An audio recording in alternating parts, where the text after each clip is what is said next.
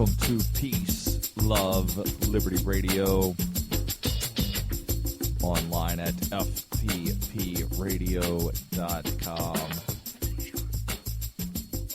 So I want to start off with an apology.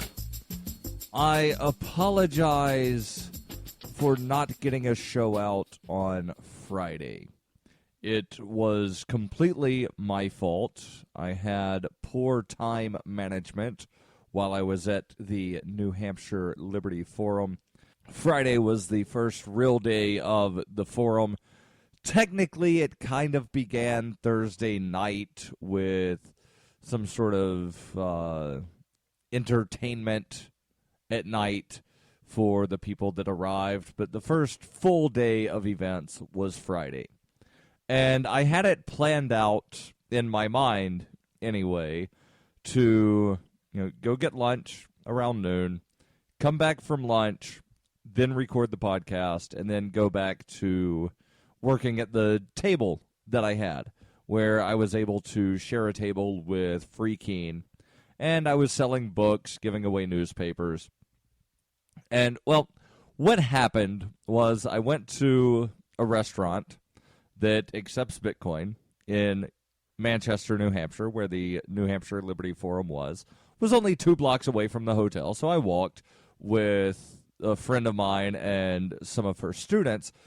She's actually the Political Action Club sponsor, sort of, like the teacher advisor or whatever of this organization or student club.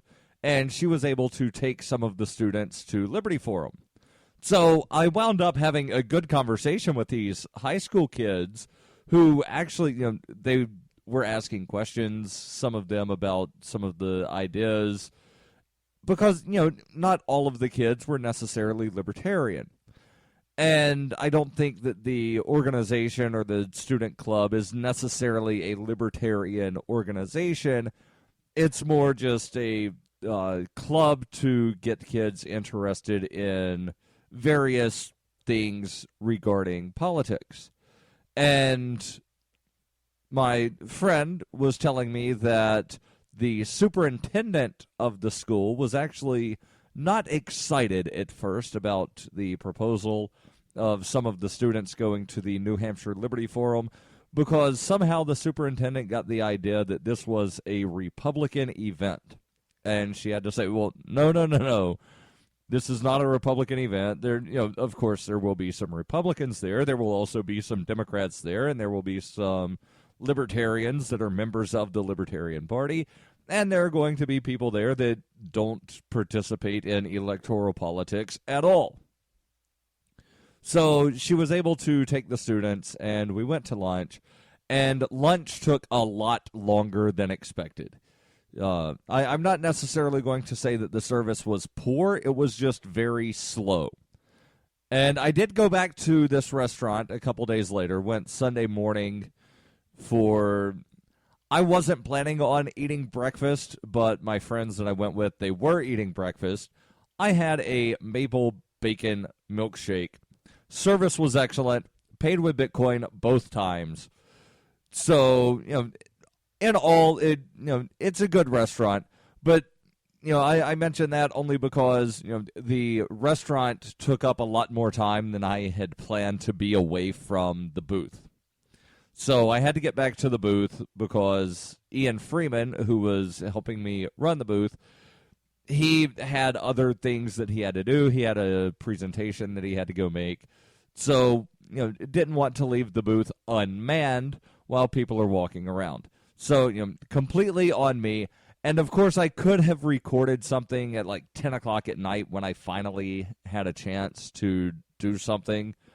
But, I decided not to do that because, basically I prefer to record in the afternoon.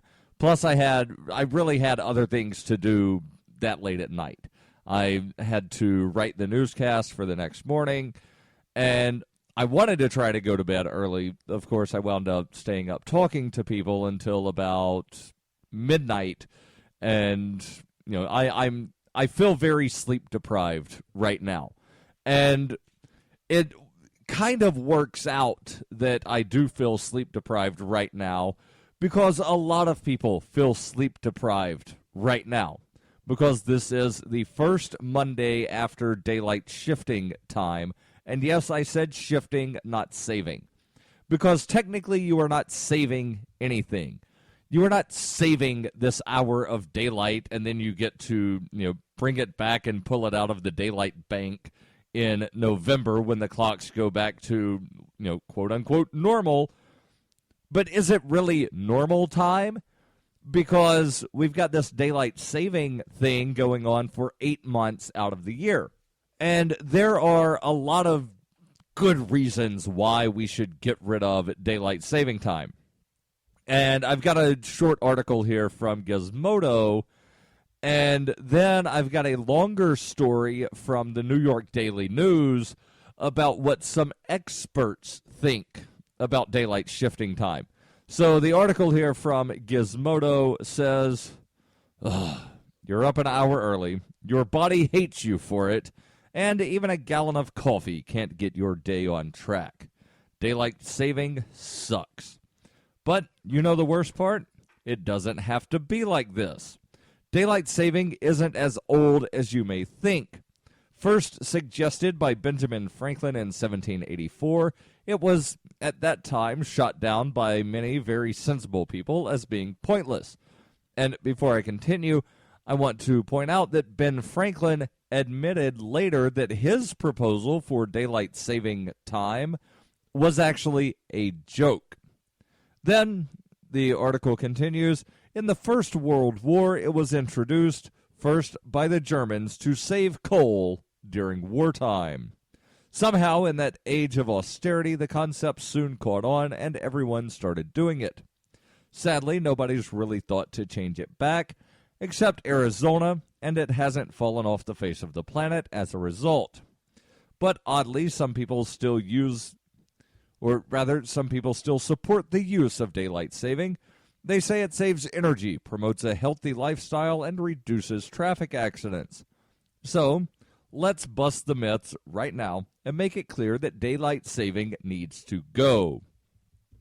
Daylight saving does not save energy. The Germans introduced daylight saving to lower fuel cost. The idea is that while changing the clocks reduces the use of artificial lighting in the evening, but increases use in the morning, the evening reduction outweighs the morning increase. Great, they write, but that was a century ago. Recent studies point out that, at best, daylight shifting time may reduce the U.S. electricity usage by 1% during March and April. Other estimates by the National Bureau of Standards suggest it has, wait for this, zero effect. That's right. So they say, well, we have to change the clocks to save energy and save electricity. But really, there's no real savings. And with more and more places going to longer hours, it doesn't really make any difference anyway, because go into any store in the middle of the day. Guarantee you they've got lights on. I guarantee it. There's more when we come back on Peace, Love, Liberty Radio, online at fppradio.com. You can support FPP Radio by joining the Fans program. Fans are friends, allies, and Numery supporters. Fans help FPP afford to produce more original content. You can join the Fans program for as little as $3 per month or any amount of Bitcoin per month, thanks to the recurring payment options provided by Coinbase. To learn more or to join the Fans program, visit fans.fppradio.com. Hey, this is Michael Dean from the Freedom Fiends radio show. I've been working with computer programmer Derek Slopey to create Fiend Phone. I'm using Fiend Phone right now to talk with and record one of my co-hosts in real time. Take it, Davi. Hey, this is Davi Barker, and I'm 1,000 miles away from Michael, but we sound like we're in the same room. We sure do, Davi. So, Davi, please tell the nice people more about Fiend Phone. Fiend Phone is free, open-source software that opens up a global world of possibilities for collaborative, high-quality remote voice media production, and I'm digging it. People can try the Windows beta version of PhonePhone right now at PhonePhone.com. But we're also raising money to vastly improve PhonePhone and vastly improve independent talk media worldwide. So go to PhonePhone.com to help out. Who will build the audio roads? We will, with your help. That's PhonePhone.com. FEENPHONE.com. Foxtrot, Echo, Echo, November, Phone.com. PhonePhone. I never knew remote audio could be this good.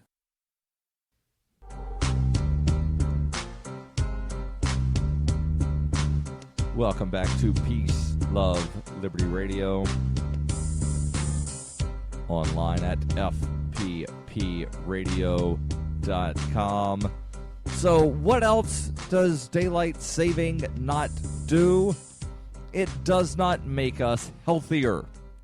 It is true that daylight shifting time does provide extra daylight in the evening, and that it may bring with it increased physical activity and reduced incidence of depression, but there is plenty of evidence that changing the clocks by an hour can have a detrimental effect on our health. Clock shifting disrupts our circadian rhythms. Studies have shown that around the time of the spring clock change, there are spikes in suicide rates and increase in the number of recorded heart attacks. In fact, when Kazakhstan ditched daylight shifting time in 2005, it cited health reasons. Sure, it might make you go for an extra jog or two every year, but it might also help contribute to a heart attack. I know which I would prefer, the author writes. Daylight shifting time is incredibly disruptive. So none of the arguments for maintaining daylight shifting time weigh up. I have one very large argument to support scrapping it, though it loses the U.S. billions of dollars every year. It damages retail, affects the stock market in a negative way, and even disrupts agriculture. A century ago, we didn't have data to tell us whether daylight shifting made a real measurable impact. It was acceptable to run it, or rather run with it, because for all we knew, it was useful. Now we know better. Daylight shifting sucks, and we need to get rid of it.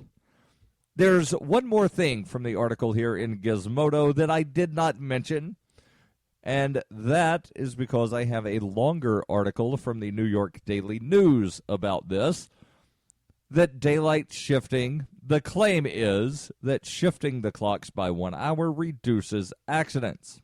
Car accidents, that is. But that's not true.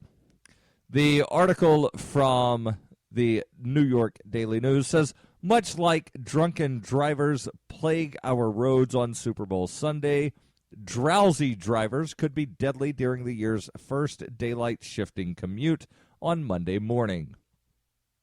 Traffic accidents tend to spike the first Monday after daylight shifting time as motorists struggle with an hour less sleep and darker early morning road conditions, according to experts. Most states, including New York, turn the clocks forward at 2 a.m. on Sunday, meaning sunrise will occur at 7:15 a.m. Monday, nearly a full hour later than the prior commute. There's a quote here from Sam Schwartz, who apparently is known as Gridlock Sam, who's a former New York City traffic commissioner, said, when I was traffic commissioner, I always noticed a surge in crashes the week after daylight shifting. The article continues. He cited research from a University of British Columbia professor who looked at U.S. crash data from 1986 through 1995 and found a 17% spike in accidents the Monday immediately after daylight shifting time kicked in. An earlier study by the same professor, Stanley Coren, looked at Canadian crash data from the early 90s and found an 8% spike. Martin Moore-Eade, a former professor at Harvard Medical School and an expert on driver fatigue, said, it is a consequence of millions of us being sleep-deprived at the same time. Our otherwise near misses become accidents due to fatigue. And I heard it described as basically everybody being jet lagged. Because that's really what jet lag is when your body has to adjust to a different time zone very quickly. So let's just say, for instance, that you are driving across the country. Now, yes, obviously, once you cross that arbitrary line that's drawn somewhere across America, and you go from the Eastern time zone to the Central time zone, you're hitting it very quickly, but at the same time, it's not as quickly as some of the flights. When you're flying from, say, the U.S. to Europe, and you're going 7-hour difference and, a 7-hour time zone difference, but it takes you a lot less time to get there, you don't really have the time to adjust. You have like a day or two to try to figure out their schedule, and your circadian rhythm is completely off. Circadian rhythm, by the way, that's basically the scientific term for your internal clock. So that little thing inside of you that says, it's been dark for a little while, time to go to bed. That's your inner clock. That's your circadian rhythm. And when you start adjusting the times, and your brain tells you, it's only 7:30 at night, I should not be going to bed right now. But your body feels as though it's 8:30, or your body feels as though it's another time, then your brain has to basically lie to your body and say, no, we can't go to bed now. And it totally throws that clock off. And I have ranted and raved about daylight shifting time for a long time. And I know that there are people that love, having the quote-unquote extra hour of daylight. And they think that, the 3 or 4 months out of the year where, we're not on daylight shifting time, it gets dark so early. Okay, so here's an idea. Instead of eliminating daylight shifting time, why not make daylight shifting time permanent?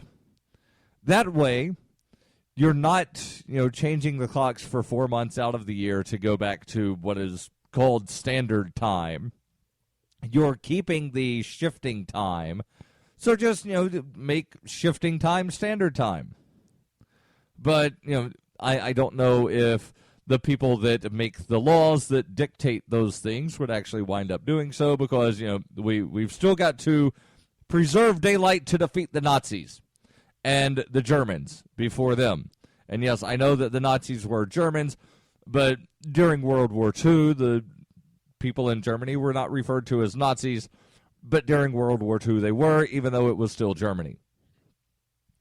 So, daylight shifting time, bad.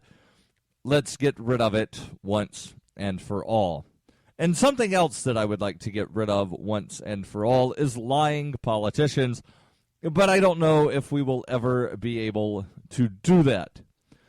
One of the lying politicians that I'm thinking of off the top of my head is Lindsey Graham, who said recently that he has never used an email. Do you believe him? I certainly don't.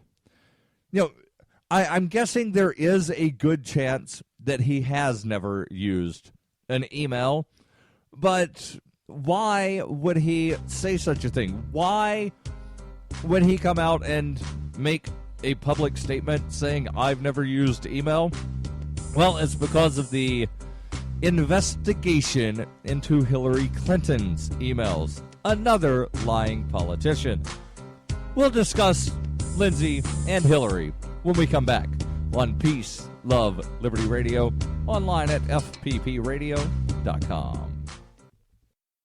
The Doublespeak Dictionary by Leslie Starr O'Hara satirizes the marked difference between the ideal of we the people and the reality of we the elite, while offering an insightful glimpse into the clockworks of the totalitarian mind. Ever irreverent, but never irrelevant, the Doublespeak Dictionary serves as a subversive and humorous, but timely reminder that the emperor has no clothes. The Doublespeak Dictionary is available from Amazon.com and all major bookstores.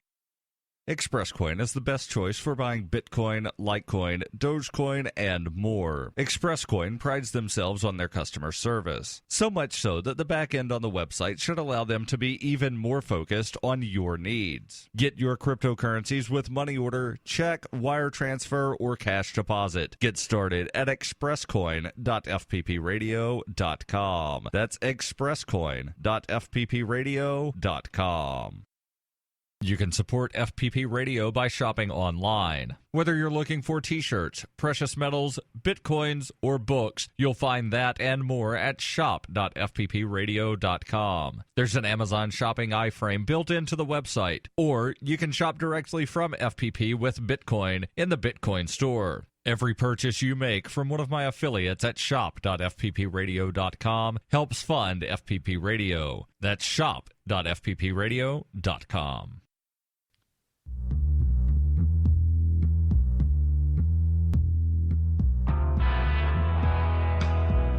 Welcome back to Peace, Love, Liberty Radio, online at fppradio.com. So I'm talking about things that I don't like, things that I want to get rid of, and lying politicians. Because lying politicians is something that I would like to get rid of. Not in the Cantwellian, let's go, shoot the mailman sort of way, but in a we need to change society through changing hearts and minds so that society as a whole decrees we don't want these people telling us what to do. And even if we could get to the point of, let's say that there are still politicians, but they are no longer forcing us to do things. I would even like to get to that point, because then these lying politicians would not be affecting my life. The story here about lying politician Lindsey Graham comes from the Huffington Post. The article says, discussing the controversy over former Secretary of State Hillary Clinton using her personal email account for government business, a top Senate Republican revealed that he has never sent an email in his life. Lindsey Graham from South Carolina says, I don't email. You can have every email that I've ever sent. I've never sent one. Meet the Press host Chuck Todd had asked Graham whether he had a private email account because Lindsey Graham said he wanted to know if other cabinet secretaries besides Hillary Clinton used private accounts during their tenure. Graham said he had a few questions about Clinton's email.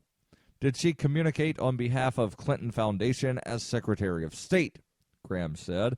Did she call the terrorist attack in Benghazi a terrorist attack in real time? I want to know. Several other lawmakers weighed in on the Clinton email Sunday, mostly with a skeptical tone towards the former Secretary of State. Senator Dianne Feinstein, Democrat from California, the top Democrat on the Senate Intelligence Committee, said rules for preserving email were vague during Clinton's tenure, but that Clinton nevertheless ought to clear things up. Feinstein said, what I would like is for her to come forward and say just what the situation is, because she is the preeminent political figure right now, and I think that she needs to step up and come out and state exactly what the situation is. From this point on, Feinstein continued, the silence is going to hurt her. Representative Darryl W from California, who has long alleged cover-ups in the Clinton State Department, said Sunday morning that Clinton's email dealings were shady but not illegal. Issa said on CNN, did she break a law for which there's a penalty? Not really, but there's a big difference between being open, transparent, honest, and having public integrity, and only when you get caught do you turn in documents. Clinton, for her part, said on Twitter last week that she wants the public to see her emails and has asked the State Department to release them. Now, not in this particular article, but information that I have retained from reading other news articles over the course of the last several days about the Hillary Clinton email. Apparently, there are over 55,000 documents that have to be gone through. Now, I don't know if this is 55,000 emails, if that's emails plus attachments, but I did see 55,000 documents that have to be gone through before they can be released publicly. And the allegation is that Hillary Clinton, while serving as Secretary of State, was using a personal email account for Secretary of State business. So instead of using the, I don't know what the Secretary of State email address is, but let's just say that it's Secretary of State at whitehouse.gov. She was not using that email address. She may have had that email address forwarded to the private email, which is something that you can certainly do. I have certain email addresses that wind up forwarding to my inbox. So, for instance, you could send an email to Darryl W. Perry is the greatest radio host of all time at fppradio.com, and that will come to me. You can put any word you want before the at for at fppradio.com or before the at in at fpp.cc, and that email will come directly to my inbox because of the way I have the settings and the forwarding sort of thing. But let's talk about Lindsey Graham. Why do I say that he's a liar? Well, because he says, I don't have email.